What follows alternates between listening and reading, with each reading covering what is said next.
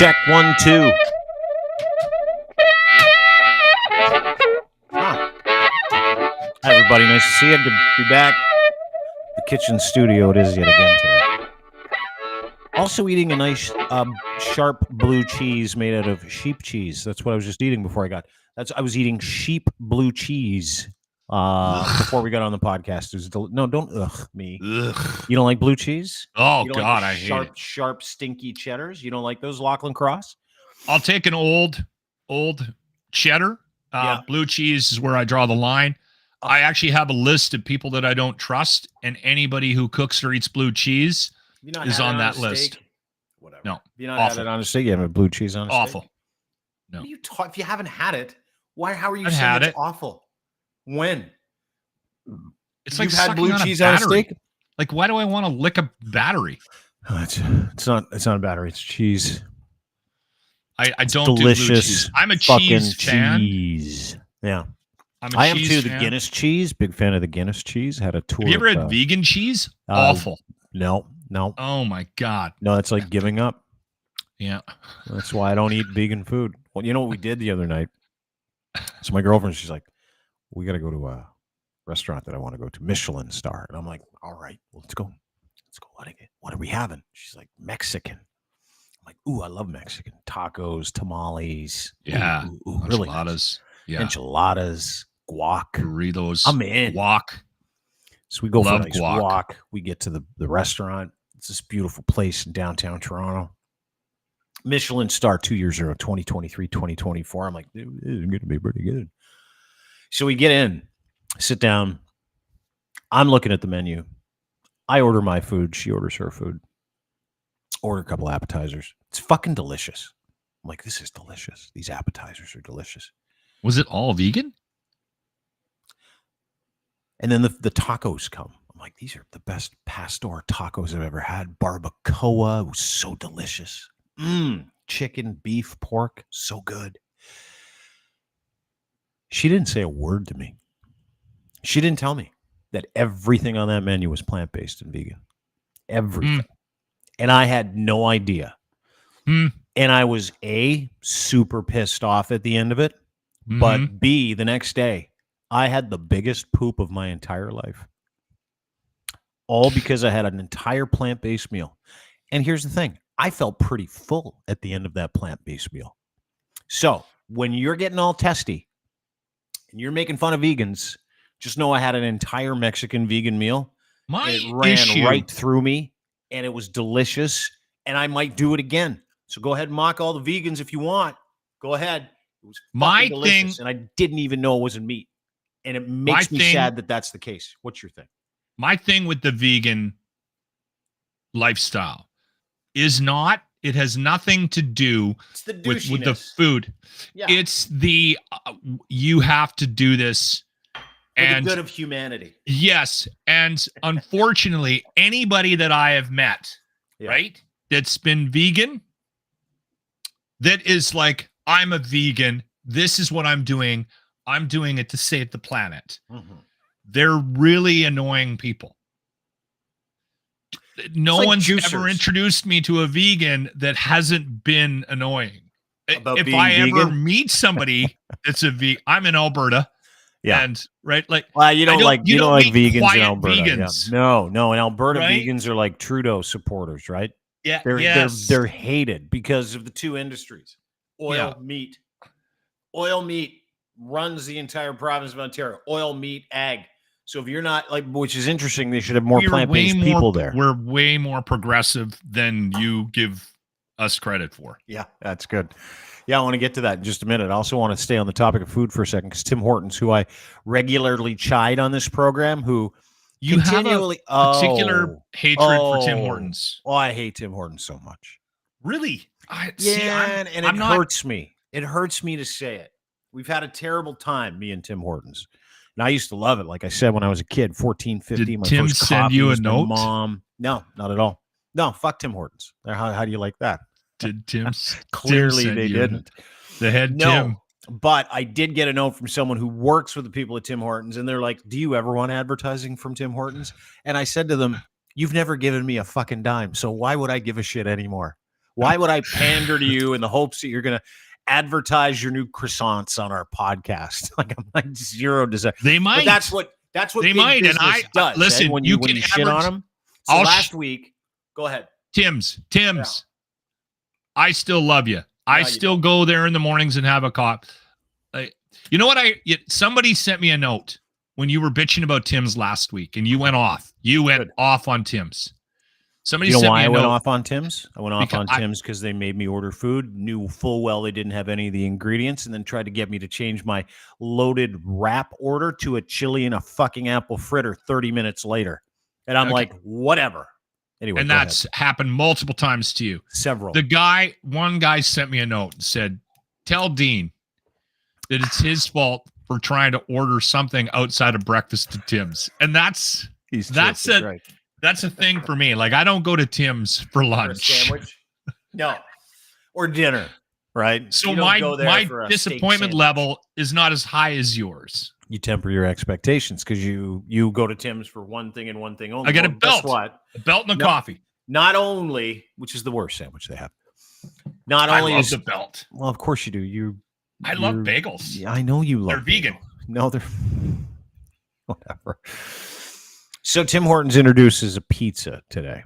Now, they can't get any of their other menu items right outside of the eggs and the farmer wrap and the coffee.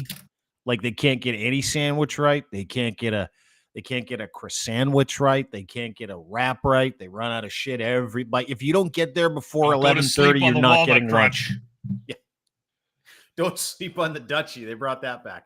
They do love the Dutchie. Dude, so do I. That's all they do. And they don't even do that well. Yeah, they do. Anymore. No, they don't. It's all pre-made and frozen. They used to make it in fucking store. They had the guy that's on a work release program in the chef's outfit at 3:00 in the morning coming out delivering like fresh everything. Well, that guy lost his job because they're like, we can't keep hiring fucking former criminals to bake our food. It costs too much money. You know the guy I'm talking about, right? The guy with all the tats and the hairnet, and he just like 3 a.m. you get in there and you're going to work at 3 o'clock in the morning. Accident. And it was like, manslaughter. I hate my life. That guy. That's why they went to frozen food. The work release chefs didn't work anymore. Anyway, they don't put him out front because he's got a face tattoo. I love those guys. That's all I do. Tell my boys. I got 3 boys. I'm like, guys, don't get face tattoos. Okay, whatever you do, you can get them like when you're 28 or when you're independently wealthy, but don't get a face tattoo right now. It's like, okay. Well, the reviews of this new pizza are in, and oh my god, it's fucking terrible. Like I have not seen this. This might not be in Alberta. One review. I don't think it is. I think it's just in Ontario right now. There's like they don't do a good job of anything outside of coffee. Maybe they're donuts, testing and eggs. Nothing, and that's just stock. Like you can go there and get all kinds of. This is just it's a tradition. Tim Hortons is more of a tradition. Well, that tradition is now fucking over the people that went there for one reason and one reason only: coffee, donuts, maybe a bacon belt in the morning. Couple reviews. This is just from the car review guy wearing a Costco sweater. I like the car guy. Yeah, the car review guy's the best. He doesn't like it. Welcome to another review in the car. This first day, Tim Hortons pizza. This is a Tim Hortons pizza box. Ooh. I got the bacon, what was it? Bacon everything flatbread pizza. And I had to wait for this. It's the first day. It was probably almost a 20-minute wait for this. Just because so many people ordering them, the drive-thru everywhere, like they were just like pizza, flying them through the oven. But anyway, it doesn't look that bad. Doesn't look too bad. There's bacon on there. Yeah. It's on a piece of flatbread. They had pizza cutters. They cut the pizza. They had saddles. They can cut all the way through. They are asking for Corey Perry. Bacon fell off. Yeah. They got the toppings on top of the cheese. So, this guy, all the toppings are falling off. Yeah. But there you go. I have a theory about. I'll tell you there, but just food advice. I'm gonna fold it. I don't want to get this over the car. Yeah. That's the important thing about eating in the car. You don't want to make a mess. Yeah. Yeah, that's right. Eating. He's got a bit of Newfie in him, I think. Big time. Couple. Wait for the review. I was expecting pizza sauce, but I think it's more of a spread. Spread. That's what a pizza sauce is. No offense, but I don't know that this guy's got a discerning palate. You know. What's his name again? Like, the bread is good. Car review. Not overdone. Car review guy. Not underdone. Well, he's got a little pizza on his shirt now. He's going to have to wash his new Costco sweater. It's got a crunch. It's got a crunch. It's quite the review so far. I'd probably get that again. That's not bad. He didn't kill it. Of course, is it the most amazing pizza you've ever had? No. It's Tim Hortons. But, you know, you're at Tim Hortons. You're with some friends. They want to get a coffee. You're hungry. Not bad. Let's see. Ringing endorsement. You didn't kill it. Wiping his face. Yeah, dude. That's Went in for a second piece. Yeah, well, you know, I think that's more to do with the gentleman than it is the cuisine, if you will. Blog T.O. Hang on. Let me get to one more review. Blog T.O. sent a guy to review all of the pizzas. Okay, then I have some advice for people. Yeah, I'm sure you do. Yeah. Here's the review from Blog T.O. of the Tim Hortons pizzas. Again, this is not like I'm not ganging up on Tim's. And these are only 2 of like 30 It's reviews unfair. I watched while I was waiting to go pick up my car today. I'm like, oh my God, people hate this fucking pizza. Like everybody hates this pizza. It's not even fair. For whatever reason, Tim Hortons is now selling pizza. I'm going to go try it so that you... For whatever reason, Tim Hortons is selling pizza. Oh, I love this. I don't know who this guy is, but what a hot start. Tim Hortons is now selling pizza. I'm going to go try it so that you don't have to. They added these temporarily 2022. They've added it to the menu now permanently. And let's head inside and see if the new flatbread pizza is edible. Hi, how's it going? I'm gonna do the chicken parmesan, bacon everything, pepperoni, simply cheese. Okay, bit of a wait, but I got myself my 4 pizzas. I'm gonna bring these pizzas to the Blog TO office and we'll go from there. Pizzas have arrived! Yeah! And you know what? It's looking pretty good. First up, the bacon. Not a part of the pilot program 2 years ago. The same bacon they use on the BLTs. No tomato sauce on this one. They also have like a whole bunch of sesame seeds. This is like biting into a bun. Dry, there's no tomato sauce. The bacon is good. It just seems like a bun plus some bacon in it. Maybe a 5.5. It just seems kind of random. Cheese, $6.99. This is my favorite out of the flavors that I tried. It takes a while to chew. It's not toasted at all. And the inside is very spongy. If you're comparing this to other pizzas, it obviously does not compare. But if you're comparing it to a 7-Eleven type, it's not bad. 6.5 out of 10. Pepperoni. I remember not liking this one very much. Ugh, that ain't it. You'd think, oh, it'd be a little bit better because there's pepperoni, but I don't like the pepperoni that they've included. I don't like when meat is sweet. It makes it worse for me. 5 out of 10. Ugh. Chicken parmesan, which is definitely, you know, the chicken they use for other menu items.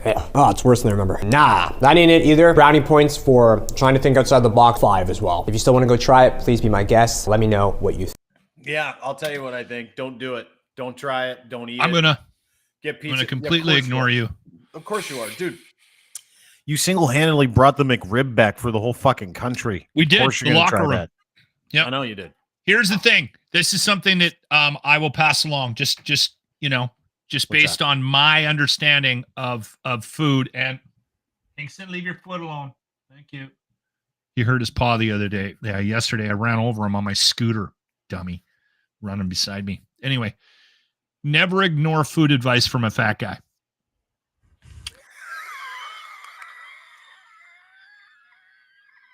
Honestly. First dude in the Costco sweater. Yeah. He wasn't impressed. He was a big dude. He didn't kill it. He didn't completely destroy it. Dude, yeah. He's He like, said he'd "This go isn't back. Pizza. Yeah, of course. Yeah. Did no offense, but of course he's going back. Like, of course he's going back. So I'm saying you can't always take that kind of person's endorsement of food because he's no offense at all to the gentleman. He's a garbage can. So of course, like he's doing fucking like fast food pizza reviews from the driver's seat of his car. Yeah, don't ignore a fat guy's food advice ever. Here's the love thing. I appreciate think the problem with Tim Hortons is they're trying to bring people into their stores, and they've kind of lost sight of quality. Service. So instead of doing what they do really, really well and doing that really, really well, they keep trying to do these other things. And I think it takes their eye off the ball a bit. It's killing them. You know, when we were there last time, and I hate to do this to Tim Hortons. I really don't, but I hate doing this, even though I don't. You know what I mean? Like, it's like, I probably shouldn't be shitting all over. But this was a Canadian institution. It was. It definitely has slipped. This was heritage. This was like everybody's first coffee in this country. It's like Dunkin' Donuts for people in the United States. Yeah. All those tubbo-lards on fucking scooters at Disney World. All those people, they grew up with a Dunkin' Donuts. Like an 1,100 calorie Frappuccino, right? Yeah. And that's what they were brought up on. Does like Dunkin' Donuts do lunch? They're going to get out of the donut game and start making pizzas. They don't do that. To your point, fucking Tim Hortons. Very upset by the whole What's his thing. nut loves Dunkin' Donuts. Married to J-Lo. Oh, what's his name? Ben Affleck. Yeah. Yeah, his Dunkin' Donuts commercials are really funny. Yeah. Yeah. They're probably good. They probably didn't take their eyes off the prize. They're like, what are we? We do coffee donuts. There wasn't some jack off in the room going, let's come out with a pizza. They're like, no, we don't do pizzas. We do sugary drinks and donuts and some ice cream. I think that's part of the problem, right? Sandwich. Like I think they're trying to be more than they are, and they're and in that attempt to be more than they are, they're losing sight of what they're good at, and so. Yeah. So it is unfortunate because I think there is a separation between Ontario Tim Hortons and Alberta Tim Hortons. Because again, last week when you went crazy, you were not getting as much support in my province as you were in Ontario. Like I was watching it on social media. People are like, yeah, no, Dean's onto something. That all the Tims here really slipped and they're always running out of stuff. Whereas I don't think that's as big an issue in Alberta for whatever reason. They care in Alberta. They care about care a little bit more. They have to care a little bit more. Speaking of failures, after 26 years, the Arizona Coyotes are relocating to Salt Lake City. Did you see that news yesterday? After trying to jam a square peg in a fucking round hockey hole for the past 26 years, Gary Bettman finally released. He's like, all right, I get it. It doesn't work. You're playing in a 4,000-seat arena at a fucking university. And we're like one of the premier professional leagues in this country. Mullet Arena in Arizona at Arizona State University. They're like, fuck. Sold it to a group of billionaires out of Salt Lake City. They're going to be called the Salt Lake City Utes.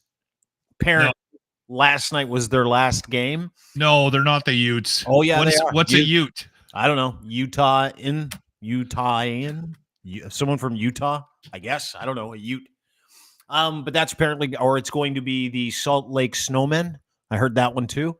But either way, the Mormon capital of the world is going to get an NHL team where, by the way, you can't find alcohol in Salt Lake City. So if you're one of the Arizona Coyotes and if you're planning on having a rookie season in Arizona next year, or you love the fellas and you love the nightlife. Booze, can't you? Salt Lake City, totally dry city. Is it? Totally dry. Yeah, Mormons run that entire city. It's like the Mormons took over the entire fucking state when they decided the cult was then going to be a religion. They bought the whole state, and they're like, no one drinks here, even though all the real Mormons drink. Yeah. I did not know that. It's going to be funny. Anyway, what do you think? What do you think of Phoenix leaving? Well, it's about time. The old desert dogs. I mean, come on. Yeah. Well, we're talking about stupid for fucking a quarter century, dude. Like they made the playoffs like twice. Was it? They were there for 26 years. Yeah, a quarter century, dude. It was in the early mid 90s, right? When they slipped. We're out of here. It's funny because Bettman would just defend that team to the death. Right? Like any of those decisions that he made to expand into the United States. And for the most part, I think it's gone quite well. There's been a couple of duds, right? But, and any talk about expanding in Canada is just, it's not going to happen. No. Right? No. Like, we're not doing it. And yet we'll just die on a cross for these teams. So it doesn't surprise me that they're moving. I mean, I could care less. Nobody does. I mean, it's exciting because you'll get a New Jersey in the league. It's like when the Kraken came in, I'm like, oh, cool, New Jersey. Like a new uniform, new team. That's exciting. Seattle, they deserve a team. Big city in the United States. I thought the Vegas thing worked. West Coast, I was Vegas. excited. Dude, they won the cup last year. It's been a runaway. I know. I like the Seattle move. I didn't mind that. I do too. But dude, I like the idea. I would love the idea of another Canadian team. I mean, I think Ontario could handle it. Leafs never allow it.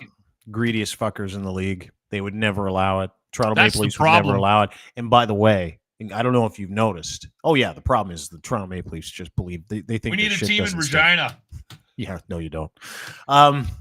400,000 people, 20,000 in an arena, never happen. But the interesting part of that whole thing is, I was laughing about it because people were talking about expansion and maybe the team might move here because it hasn't been announced they're going to Salt Lake, but they're going to Salt Lake. Is the Toronto Maple Leafs drew the Boston Bruins in the first round of the playoffs this year, starting a couple of days. Which I love. Oh my God. This city is on fucking fire right now. So I put out a tweet today. I go, my money's on Bruins in 7. And they're like, you're an asshole. I've been called a pedophile by Leaf fans today. Like, someone's like, you've got heads in your freezer. And I'm like, I just play the ratio here. Like, I'm just playing the odds. When you lose in the first round of the same I might team, put another $100 bet 6 years in a row, and you get a break from them in year 7, and you get out of the first round, and then you get dummied in the second round again, and you're the most unlucky team in the history of the playoffs for Canadian franchises. It just is a misery. And you draw that team in the first round on a year where you've got the most complete team and your best chance to make a deep run in the Stanley Cup Finals. And you look at the Boston Bruins standing there going, hi. Like, most of me, and I'm not kidding you, and Leaf fans will hate this, most of me wants the Leafs to lose in 7 again. Just for fucking joke. Really? Yeah, shit you not. Yeah, it's funny. I can't see it happening. You guys got the best player that's ever played the game. Austin Matthews, he's the greatest two-way player in the history. So, I mean, I like your chances. Argue with that. You can't argue with that. Yeah, I can. Two-way player you can. No, he is. Yeah. I do love the fact that he didn't get 70. He tried like fucking crazy last night too. He was like all over the place. 40,000 shots on goal, nothing. He's like, tried so hard to become the guy that scored 70th goal, 9th player in the history of the league to score 70 plus. 69. Just that's fitting for me. I don't know why. Yeah, you do. It's fitting for him too, I think, from everything that I've heard. So he's like, I am okay with Matthews not getting. Yeah. And then the Oilers got just handed their hats by the Coyotes in their last game. Yeah. 22 games this year. Yeah, they got hammered last night. They didn't play their regulars, though, right? They had the playoffs kind of. I saw a couple of dudes who I'm like, I've never even seen that guy. Beauregard, no idea who that guy is, or Bogorode. They're resting a couple of people, but still, of course. Lose. Who did they get in the first round, by the way? Who did the Oilers get? You know what? It's still not decided because it's so tight in the West. Yeah. I think if Vancouver, they're playing tonight. Is Vancouver playing? I'm not going to bother looking. I know the Oilers are playing tonight. It comes down to the final games. Oh, it does. Like it comes down to tonight's game because the Kings and the Vegas Knights are so close that it depends on who wins.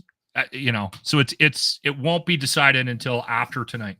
Okay, so you got Panthers, Lightning, Bruins, Leafs, Rangers, Caps, Hurricanes, Islanders, which would be cool. Yeah, there's more separation in the East. Yeah. So, but still came down to the wire. Yeah, for a lot of teams. You've got Stars, Preds, Jets, Avs. Jets, Avs would be a great series. So I guess it's between Oilers, 26, 104 points. See if you get Golden Knights or you each got a game left. So Leafs are done. They've played 82. Yeah. Oilers are 81, Knights are 81, Kings are 81, Canucks already sewed up the Pacific Division. So it's just those three teams, right? Oilers, Knights, Kings, and that's kind of where it lines up. And you got one more game. Then there's ties and all that. Like, you know, there's. Oh, you got second sewn up, dude. Like you've got second in this. So it's either the Knights or the Kings. You're You gonna just get. don't know who the opponent is based on how close it is in that wild Kings or card. Knights. Kings or Knights. That's who you're gonna get. Yeah. All right. Anyway, I'm looking forward to the playoffs. Yeah, me too. I'm really looking forward to watching the Leafs lose in 7, to be honest with you. It's like, that's a shitty thing to say if you're a Leaf fan, but it's a better story than getting out of the first round and everybody thinking it's a Stanley Cup or getting out of the second round. If the Leafs get out of the second round, I'll put my hatred for their first round bullshit down. I got to be honest, as much as I enjoy the pain and suffering of the Toronto Maple Leaf fans. Yes. I'm excited about this year because of the competitive nature of the Canadian teams. So we've got, Jets, we got Canucks, we got Oilers, we got the Leafs, all with a chance of making a bit of some noise in the playoffs.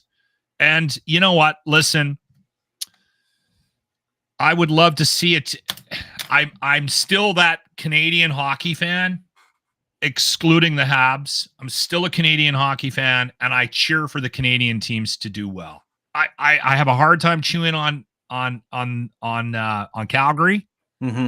I've never been a huge Flames fan ever. So if they go on a run, they're not in the playoffs. But I'm just saying, if they were in it, I would be like, You'd be okay with it. I can get behind the Jets. I can get behind the Leafs. I can get behind the Canucks. And I'm an Oilers fan. I've been here since 2006. So there's a it's huge segment. Exciting this year.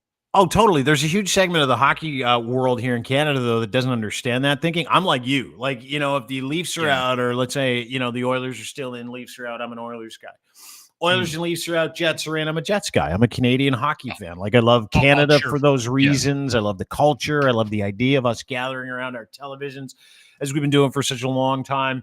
And so you've got people out there that think the opposite. It's like, why the fuck would you do that? And it's usually American hockey fans who are like, really? You're just going to cheer for Canadian team? That's stupid. Like my buddy Darren Pfeiffer from the band Goldfinger. Every time the playoffs start, talked to him a couple days ago. He's like, you going to go for the fucking Leafs?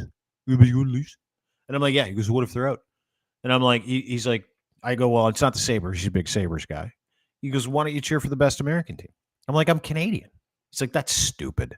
I'm like, no, most of us are like that. Like, not very many people in Canada don't cheer for the Canadian team or last Canadian team. Like when the Oilers went deep with Ryan Smith, loved it. When the Flames went deep about 20 years ago and they lost, should have won the Stanley Cup to the Tampa Bay Lightning. I was a big Flames guy that year, and I fucking hate the Flames because I grew up an Oilers fan, right? So that's how I think. As you should. I'll even take it one step further. When all the Canadian teams are out, I will cheer for the team that has the most Canadian players on the team. There you go. See? Xenophobic hockey fans. I love it. Can I ask you a question? Yes. We've got the locker room retro replay of the day coming up in just a minute. But I want to ask you a question. The question has to do with the budget that came down. Yes. Here in Canada. I know a lot of people talking about it, and I think it's boring as fuck talking about budgets. But the budget that came down was like, $52 billion. They kind of did it to themselves, but the way they rolled it out this year. Well, let me get everyone's talking about it. Yeah. So effectively, the thing that's pissed off the most people has only pissed off a very small percentage of Canada. So 0.13% of Canadians make more than $1.4 million, right? High income earners. They got targeted in the budget saying anything capital gains is coming back to us at 67% instead of 50%, right? So if you capital gains doesn't just affect the wealthy, though. Correct. If you own X amount of houses, if you own X amount of businesses, and you sell those businesses or those houses, you're going to get taxed at 60%, 67% of the appreciation in the sale price of that home. Okay. Or that business or that thing that you sold. Which is not the uber rich. That's in that case. No, we'll deal with you in a second. Okay. So what I've seen happen, and I said I was going to see this happen, you're going to see investors, CEOs of companies like Shopify, the CEO of Shopify raging against this because he makes $14 million a year. CEOs of investment companies raging against this because they make a bunch of money. Now you're starting to see people who own multiple homes who have worked very hard. Yeah. In your case, like you, Yeah. talk about one thing. And that one thing is the fact that a lot of people feel now that they have to sell their homes before this capital gains tax increase goes into effect. And this is interesting. Just found out there's a tweet from someone named Shazzy at Shazzy Goalie. Just found out a friend is selling off an investment property because of the Canadian government raising the capital gains tax. How many more will rush to sell before the June 25th deadline? And I tweeted, it's kind of the whole point. That's what this was for. In a lot of cases, why they tied it to capital gains. Because they need houses quickly in this country. So the Trudeau government, to the chagrin of people that own houses, like my dear friend Lochlin Cross, who, by the way, worked very, very, very, very hard and was very disciplined with his money so that he could give himself some investment properties, so that he could have something to fall back on. So listen, and I'm not heartless about this. I get it. I get that part of it. But it only affects a very small group of Canadians. Whether or not more Canadians than you think. Anybody that owns a cottage, anybody that owns a second property, if you sell it. And not only that, your capital gains, they've changed the rule as well, also extends. You can't just give it to your family members or, right? Like they're going to chew on it as well. Right. Yeah. So from your perspective, you are not in the top 1% of wage earners in this country. I'm further from it than I would even care to admit. Like we even struggle now, specifically now. Like and struggle. Everybody does. I do. You do. Everybody does. Yeah. Everybody is going to be affected by these taxes to some extent. But the real question is, people like yourself that have worked hard, that have a lot, that have been asking to give back, not asked, told, right? Where do you sit with it being rich Canada's responsibility to give back a little bit? We're one of the most taxed countries in the world. And it's just a continuation of, and listen, this isn't a partisan comment. I'm not expecting things to change when the Conservative government comes into power. We've got a situation in this country where I don't know why. I've never seen anything like it, where that people are fighting about these tax increases. And if you say, like, listen, I said it when we had Moskrop on last week. I said, you can sit here and you can have a discussion about one taxes versus the other, and it's only 3 cents a liter. I don't know why you're bitching about it, right?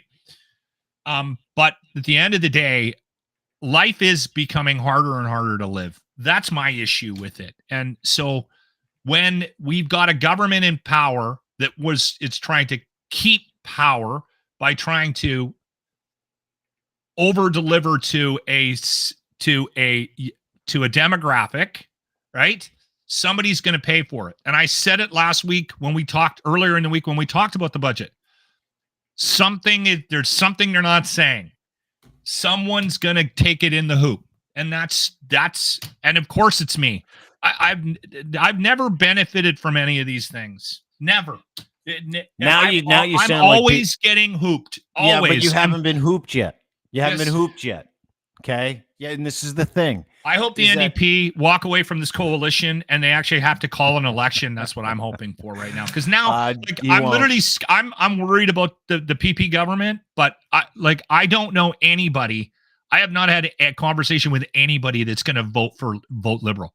I'm talking about my kids. I'm talking about my friends. I'm talking about everybody I know is just so sick of this government that they're done. They're so done. And so this attempt of them trying to actually buy votes, I knew this is where it was going to go. And first there's of all, always unintended. hang on, dude. There's always unintended consequences. You're projecting these things on yourself without having all the information. You're saying that you got fucked. You own a couple of houses. My capital gains just went up 15%. Are you selling those houses? I was going to keep them. Well, then you don't have to worry about the capital gains tax, do you? Because you're keeping At some point, I'm going to have to. They're going to push it through. Yeah, they're going to push it through on June 25th of this year. So, do you want to save 15% by getting that done right away before the market It's a crashes? conversation. This is going to crash the market. then you're going to put a whole bunch of fucking money in your pocket. And how did you get fucked? By putting a whole bunch of money in your pocket. This was an investment. I wasn't know. planning on Has having it a been an conversation with investment? my wife about selling all of our properties right now. Then don't. But I'm saying you still have options at your disposal. But we go right to the anger. And I get that part of it because it's your money and you worked hard for it. But you haven't been fucked yet. And I'm watching everybody turn around and going, we got fucked, you get fucked. And rich Canada go, oh, by the way, they're fucking us, so they're going to fuck you. Of course, we all get fucked all the time. You know, I watched this morning. This is real. You want to talk about getting fucked in Canada? I watched this morning when they turned gas because you remember yesterday the Trudeau government's like, we're going to tax the fuck out of oil and gas companies. They're like, okay, go ahead. They jacked gas prices 20 cents a liter yesterday. Like it's $1.85. Some places in Ontario went up 25 cents. Yes. Yeah. Everybody gets fucked. But we're fucked because of where we are. We're fucked because of ourselves. But more importantly, we're fucked because that 0.13% of this country has passed on all of their pain to you and me. And here's the catch. Those guys have spent the last 20 years buying houses. You've been buying houses with what you can, scrimping and saving, doing the right thing for those things. You still have massive equity in those homes. Massive. So I'm speaking to every person like you who is probably going to suffer a loss here. I feel sorry for you. It's not you that I want to get penalized by any of this stuff. It's companies that own 5,000 houses across Canada that will want to give up 2,500 of them because then we're going to have places to live. Then people like your daughters are going to be able to buy a house. And let's turn that around, right? You got two beautiful daughters, both just spitfires, take after you and the wife. You've raised two beautiful kids that are responsible. They want to buy houses. Do you want them to be able to buy a house? Would you take a 15% haircut on your capital gains tax? I'm done taking haircuts, Dean. I'm done. I'm done. I got to start being selfish. And that means I'm going to take a chance on a complete lunatic and vote conservative in this next election. Do it. Like that's how bad it is. Yeah. That's how bad it is. Like I'm done bending over. We got to stop just bending over and taking it. And we got to stop fighting with each other about, like if I see one more person on Twitter calling out all of Alberta because we're upset about the carbon tax. I mean, just stop it, people. Life is not easy to live. One guy that I see do this on a regular basis has never been able to afford a home and is in his late 40s and is still renting. I'm not going to mention the guy's name, but is constantly making fun of people complaining about tax. And I'm like, you should be worried about where you're at. You've got nothing. You've got no investments in real estate. At least my wife and I took a chance on real estate, right? And we thought we were being smart. Yeah. And then the rug gets pulled out from it. And we're not alone. Like, I listen, they kept saying that we're going to tax the wealthy. I am the furthest thing from wealthy. We took a chance on real estate because if you go back and look in history, it actually pays off, right? Yeah, it does. Should. They're doing their best to make sure that'll never happen. I'm never going to be able to retire. Yeah, I'm literally going to be working until I die. And I think most people around 40, 45, 50 years of age have just sort of succumbed to that fact based on how we are governed in this country. You are never going to be able to retire. They're going to find a way to fuck you because if you actually end up putting together enough money for a down payment on an investment property, they're going to find a way to screw you. That's the world that we live in. That's Canada. Like, start the anthem. Has it always been Canada? Yep. Yeah, we've always been taxed. We've always been the most heavily taxed out of any socialist democracy. Social democracy. I think France is really bad. They don't, dude. Here's the thing: women get 2 years off for mat leave. They have way better social services, but you pay through the nose and taxes. Way better. Many European countries, you pay a lot of taxes. But hey, dude. Hey, listen. I think unless anybody, not only that, here's the other problem: these budget changes are like. They're not going to have an impact. It's going to have a negative impact on inflation. And I am not smart enough to understand how that all works. but from everything that the pundits and the people things that I'm reading and seeing on the news, that this was not, and this is, I try to separate the conjecture from, like, from the conservative government or whatever. Like, I'm trying to actually listen to people that are having calm conversations about this. This budget is going to do nothing to slow down inflation, right? The budget actually is designed. It is designed to work with inflation. It's designed to work with inflation to bring inflation down. If you can get people who are skipping out on, because that's the other part of this. They want to go after people that have skipped out on taxes, meaning have spent years hiding them in offshore accounts, right? They want to do that. CRA was given teeth to do that. Canada Revenue Agency. I get people not being able to afford to pay taxes and skipping out on those things on a yearly basis when it's a couple grand here. Why is there such a motivation to get your money out of Canada? But the interesting part, well, hang on. That should be an interesting conversation. Because corporate greed is corporate greed, and corporate greed is the number one driver of inflation. Let me finish, please. So I'm going to look at a guy like Galen Weston and the Weston Group of Families, who fought the government of Canada several years ago over a $328 million tax bill. What he did is he shuffled all of that into an offshore account. Then the government's like, hey, that's going to help us. And he's like, hey, fucking come get it. And you can call him a hero if you like. But that guy makes billions, and he owns the province of Ontario and everybody's life cycle from the second you are born till the second you die. Shoppers Drug Mart, healthcare. I mean, and his Shoppers Drug Mart chain is currently being investigated for forcing people to pay for appointments they don't need. So a guy like that, I feel zero sympathy for. I hope he gets taxed out the asshole. I hope by the time the CRA is done with him, he's standing there going, I need to move to another country. I hope he does. People like him, people like Apotex, people at like Microsoft who hasn't paid any taxes. None. Big fucking tech companies, big construction companies who all do the same thing. If you ask me, that is one of the fucking most important aspects of this budget, is that somebody finally said, we're going to go get some of these dicks and make them pay their fair share. You've been paying your fair share and you're about to get dinged, maybe if you decide to sell before the 25th of the month, right, of June. Maybe. You might.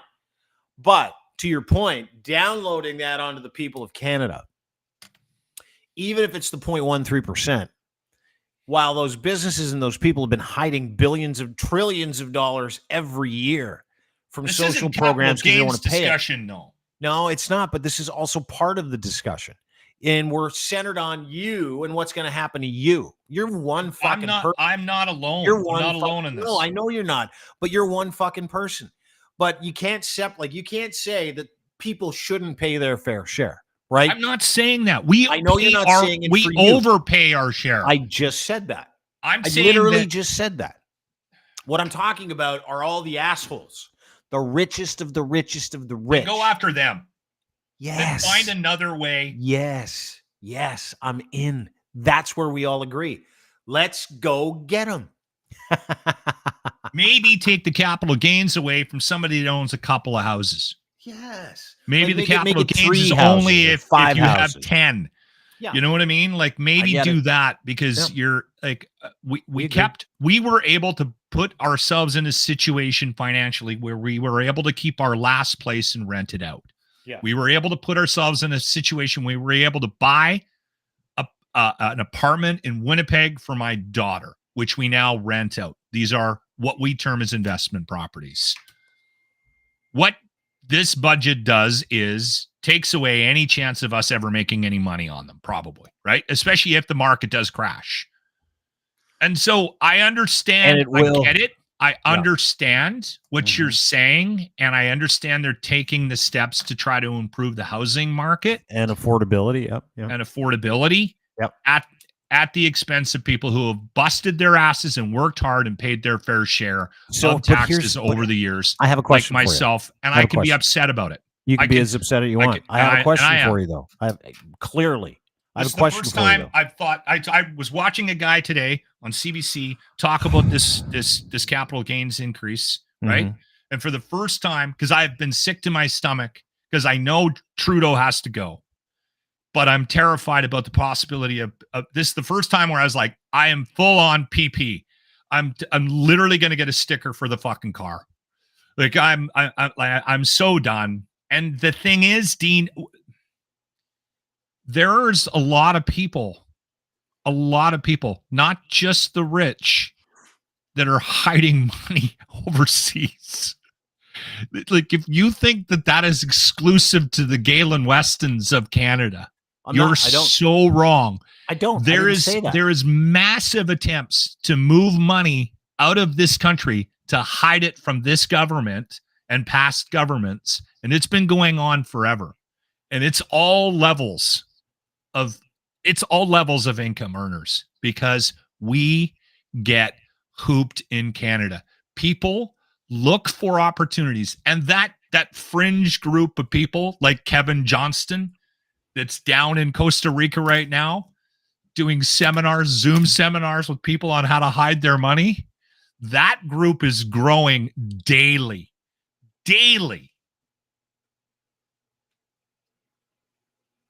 We're in trouble. This country's in trouble. It really is. No, it isn't. I disagree. You know what? And here's the thing. I get so fucking tired of all that.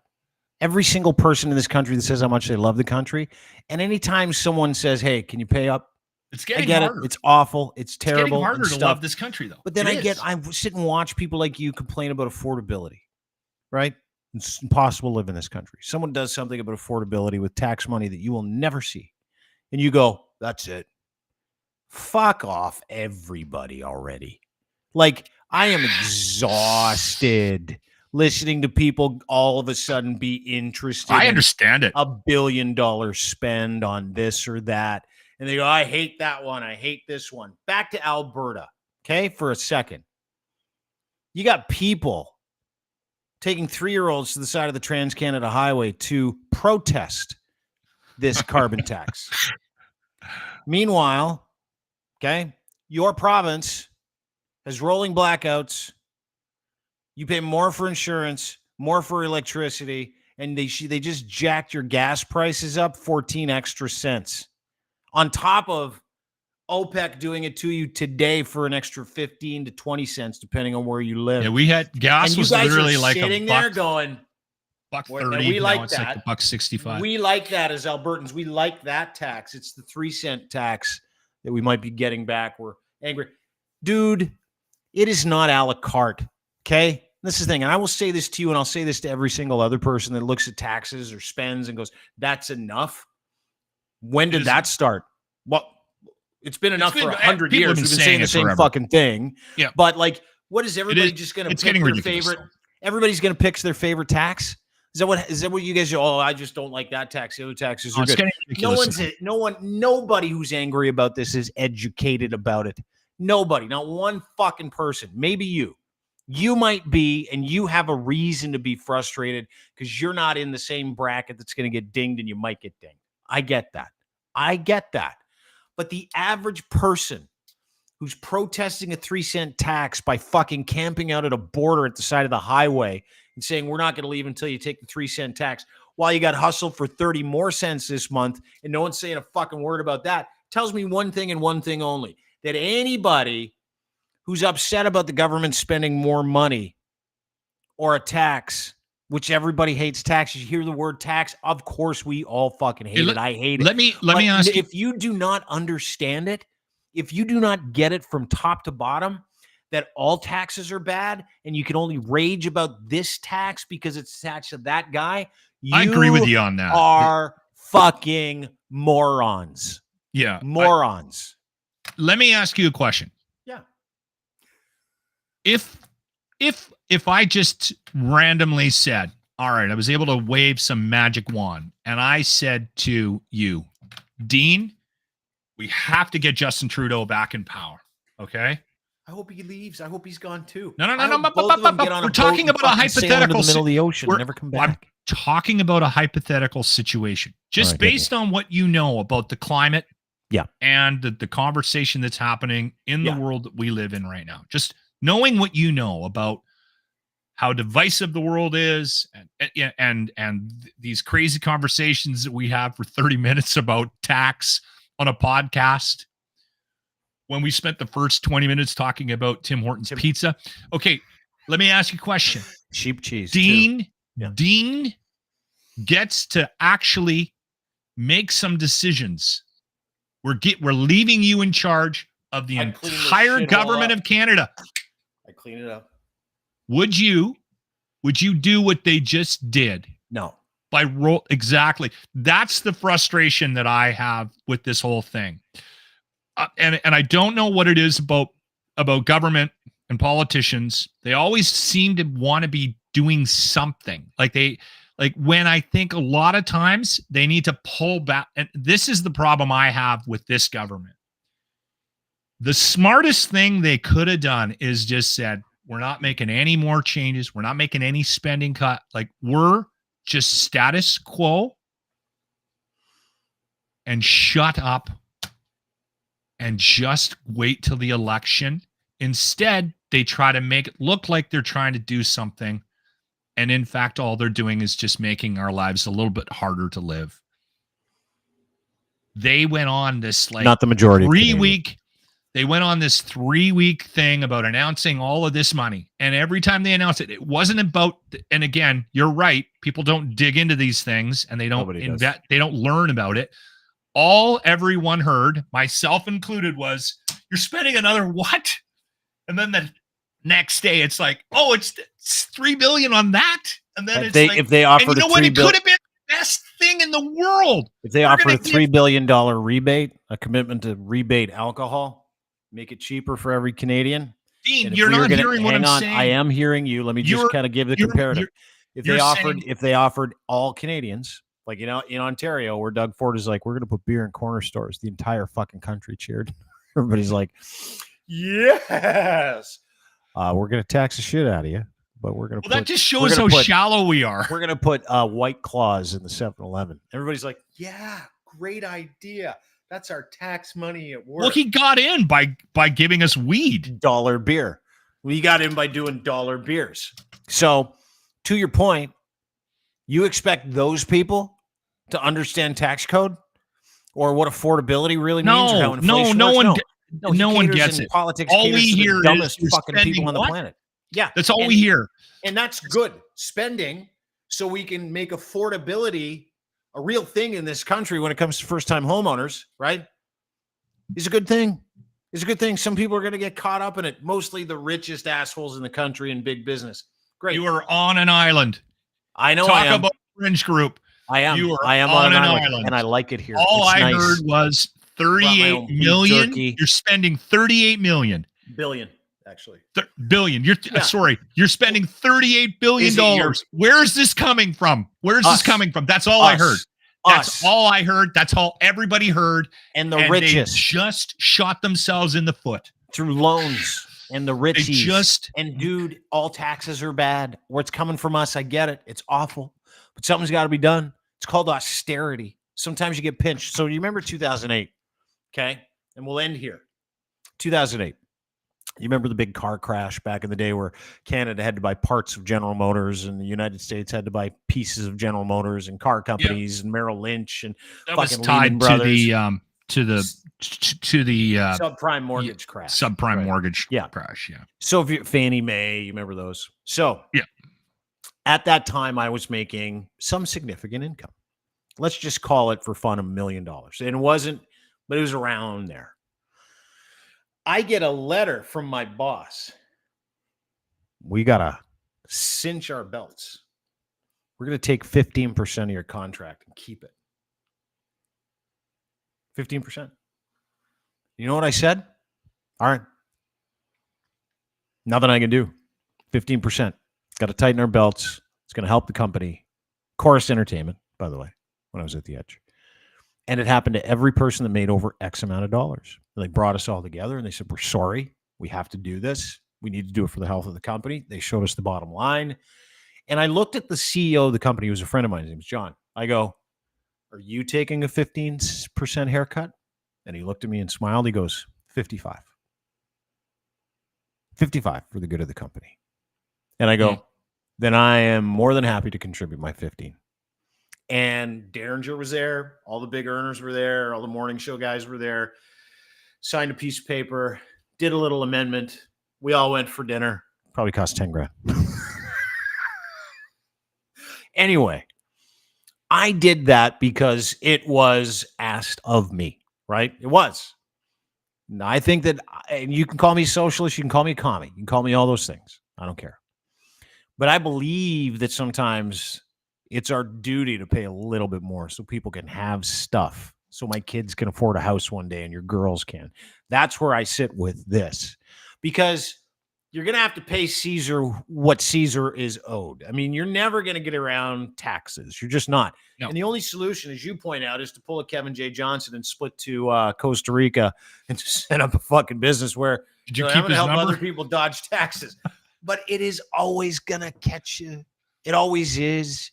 So you got two jobs right now as someone like you who's got homes. Decide how you're going to keep that 15% in your pocket, maybe sell houses. But it's up to everybody to respond to this properly. This is austerity. We're in trouble. North America's fucked. Canada has a hard time fucking housing people, feeding people. Butter's $7 a stick. That needs to be dealt with too, and that's dealt with in this budget. So to your point, all taxes are bad. I am not on the government side. I never am. I hate all politics. I know that when someone tells you what you can and can't have, it sucks. I get it all the time. But I live that life, and I get it. And it's pointless to rage at it unless you're you and you've worked really hard and you're not rich and you're about to lose and get caught up in this. That I get. Totally. Well, and I will just preface this by saying you were able to afford that cut. Yeah. That's why they asked you. And then some. I was working at Chorus at the same time. Yeah. No one pulled me aside and asked me to take a haircut. Yeah. Right. And at this point right now, that 15% increase in capital gains, I can't afford it. It's going to have a major, major, major impact on my ability to retire. Yeah. So your job is to take that money out, sink it into a business. I'm allowed to be angry about it. Totally. Right. And I'm very Canadian, and I'm very loyal to this country. I still will say this. This is the best country in the world to live in. And that's not lost on me. It's getting harder and harder to watch the amount of money that we're able to save shrink on a monthly basis. Mm-hmm. It's getting harder and harder to watch. Very tough. And the fact that they were unable to actually just stop spending, they just couldn't do it. They had to just keep doing it. I understand. There's a housing crisis, which they caused. They could have dealt with this years ago. Then you respond to it. And this has been 30, 40 years. And so today I went and picked up a Tesla this morning. And we bought a hybrid Toyota. Smart. Yeah. See, smart. We're being smart about it. You got to respond to all these things. And that's what they're trying to do, right? Get us to respond. You did a great job. And I will be, calling Kevin, seeing if there's any way that I can hide some money. Costa Rica. I kind of want to get him on the show to talk about this stuff again, because if I thought you were raging, wait till Kevin J. Johnson hears about this. I'm frustrated. I'm not raging. And Kevin doesn't have any money. He hasn't worked since 2002. I told us he sent the government his SIM card, and he's like, I'm never paying taxes again. And then he goes, that's when the problems started. Well, there's that guy that's going into the Home Depot and paying with cash and refusing to pay your tax. I mean, come on. I mean, that's just stupid. Like this is going to give a rise to like libertarianism, the Freeman movement. Like that's a real big movement now. Where people are like, I don't feel like I have to do anything. Keep telling you remember when we were first talking about the gang that was on its way to Ottawa? Yeah. And I kept saying, there's more than you think. It's not 35 cars. 6,000. No, it was like 500 cars and a couple of trucks. That group is larger. This is not a fringe group anymore. There is their meth cooking kits and everything. And we're not doing anything to anyway, let's play the retro replay of the day. Locker Room Retro Replay of the Day brought to you by Ardent Roof Systems. Early Bird for their golf tournament, which supports Stollery Child Life's program, is in April. That's the deadline. You need to go there and donate, get a sponsorship for a hole. They want to fill it up. So far, $65,000. And these are the best people in the world. Stacy Dissatel and his group at Ardent Roof Systems. They are the best roofing, siding, eaves company in the entire province. Owens Corning Platinum Partner. Lochlin, what is the Locker Room Retro Replay of the Day today? This is about the first time I had sex. The Locker Room Retro Replay.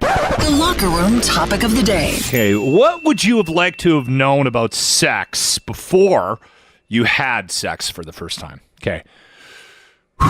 Here we go.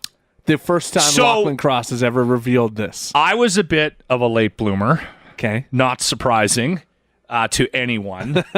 So it was college for me. First time was not with your wife? No. Okay. No. The third time was with my wife.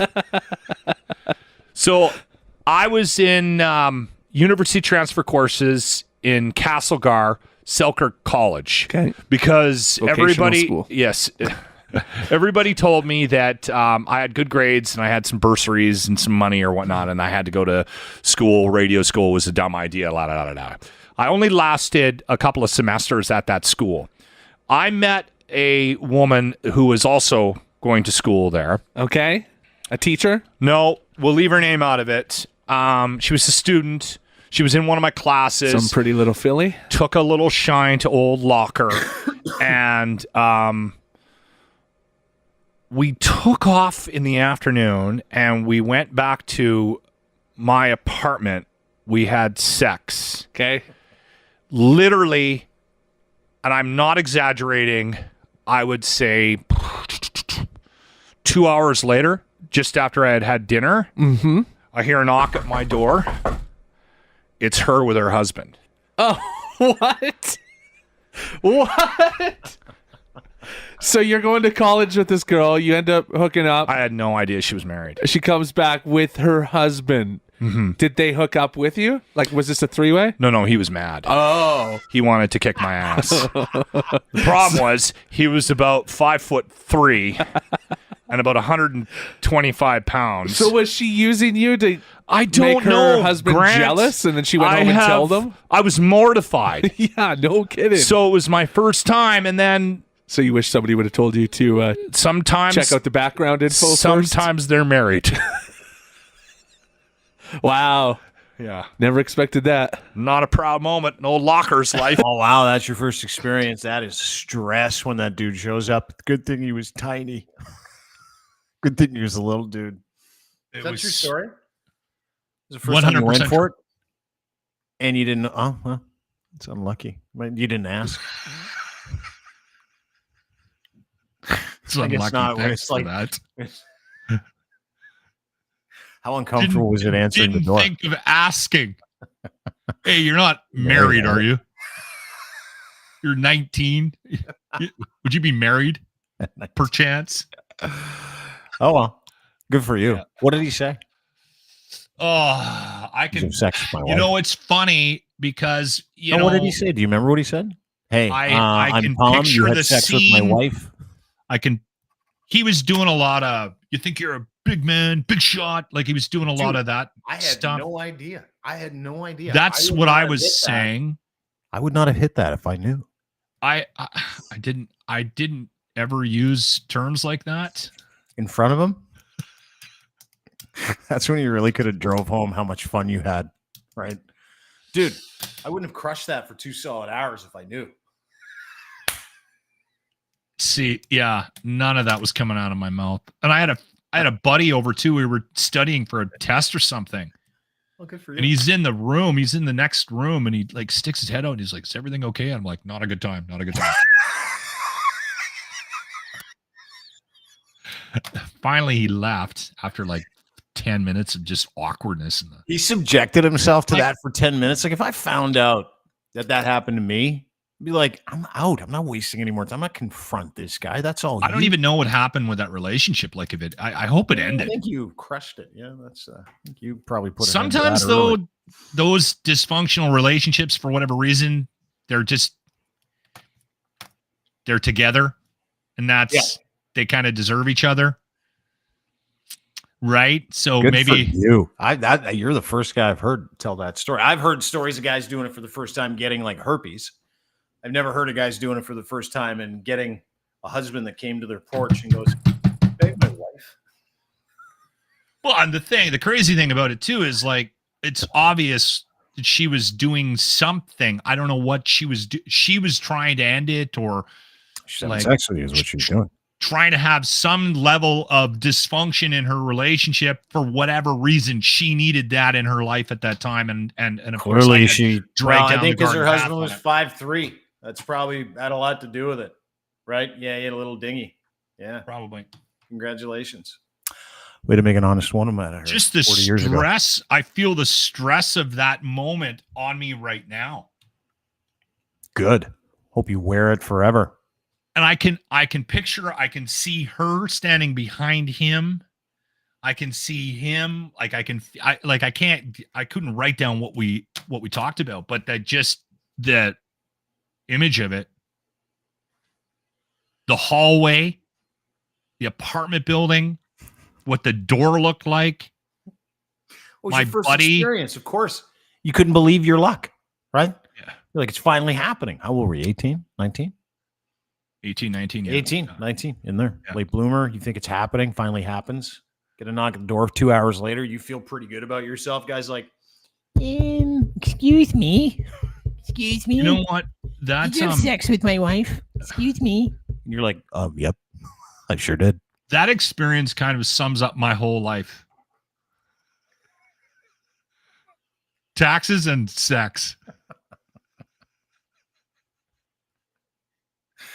Lochlin Cross at Lochlin Cross on Twitter, everybody. You can find him the Locker Room YouTube page. Go give him a sub. You can listen to all the Locker Room bits, retro replays of the day brought to you by Ardent Roof Systems. And again, get in on their golf tournament if you're in the Edmonton area and you want to sub to this golf tournament. It's great. Stollery Child Life Program. They put 65 grand towards it over the past 5 years.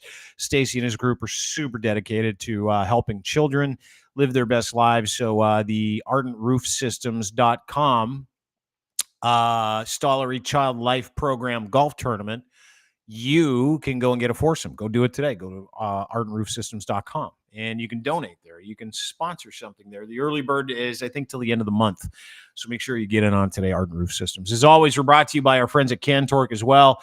They have manufactured for the past 20 years the most rugged, hardworking torque wrenches. Canada's leading industrial tool experts give you the very best in sales, service, rentals, calibration, and maintenance, and custom fabrication of bolting, tools, fastening, loosening tools, all torque wrenches, flange systems, impact sockets. If you're looking for unparalleled expertise in one-stop shop, every solution under one roof, from rentals, calibration, repairs, custom fabrication of industrial torque tools, cantork.com, and Colin have a brand new website. You can check out all their products and services as well. They're the best in the world at what they do for heavy industry, tunneling machines, forestry, railroad, nuclear. If you have a bolting or loosening or fastening need, if you have a bolting solution that you can't find a bolting solution for, Colin will make it for you. His entire team of engineers do this every day, all day long. And they do it for heavy industry around the world. Go to cantork.com for more information.